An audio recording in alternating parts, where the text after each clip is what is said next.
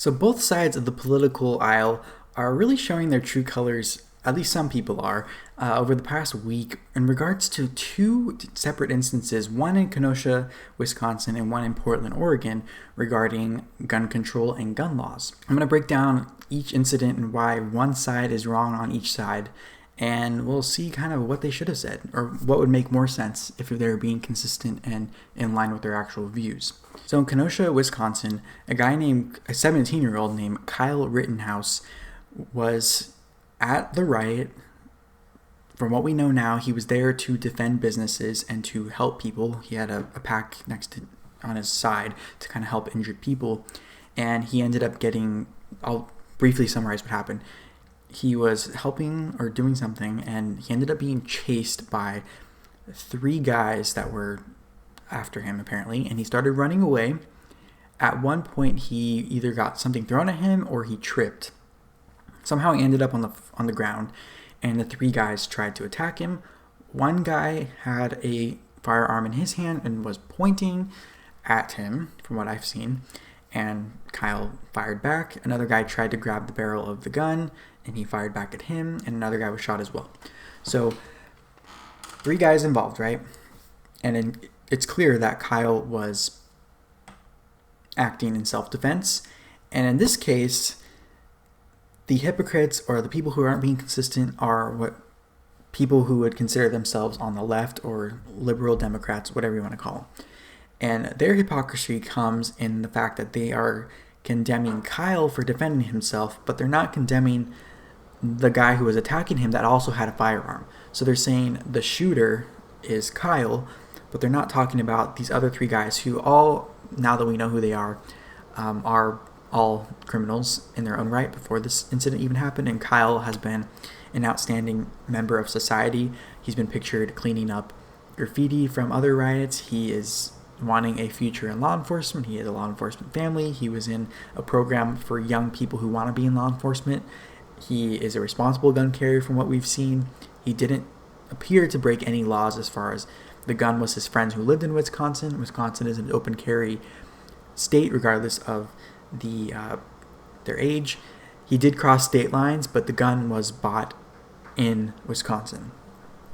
So there we go. And he was acting in self-defense, from what we've all seen. His lawyers have said that as well.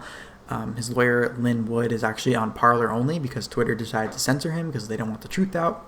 Anyways, that was the Kenosha incident, and the left was in the wrong on this one.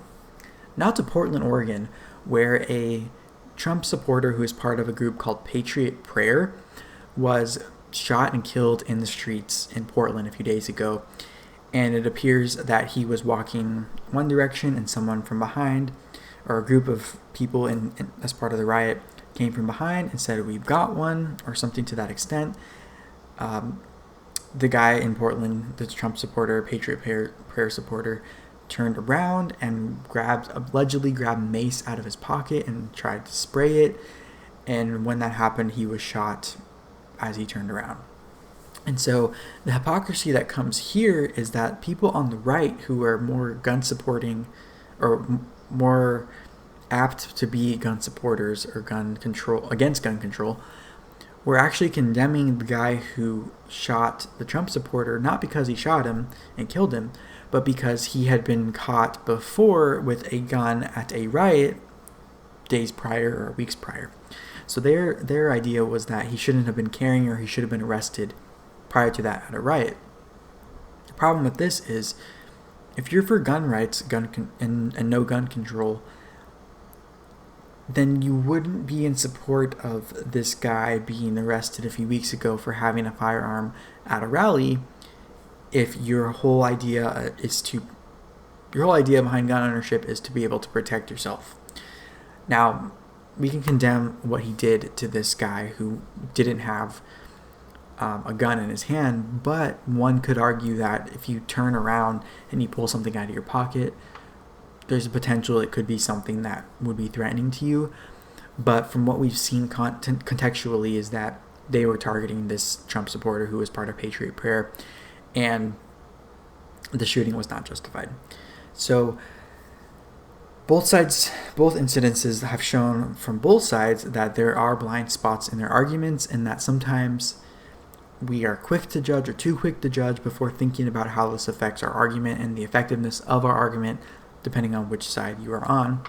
In both cases, there were people that did wrong things in the situation. In both cases, someone died. Now, you can argue all day whether the death was justified based on their past action.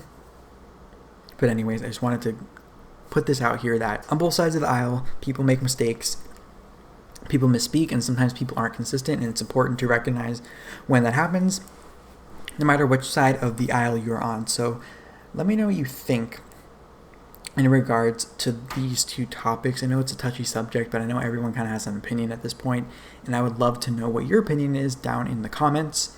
And if you think more people need to be part of this conversation, give this video a thumbs up so that more people can see it and we can have this dialogue together, because I think actually that is what is going to heal us and get us through these difficult, interesting, wild, crazy, dangerous, whatever you want to call it, times.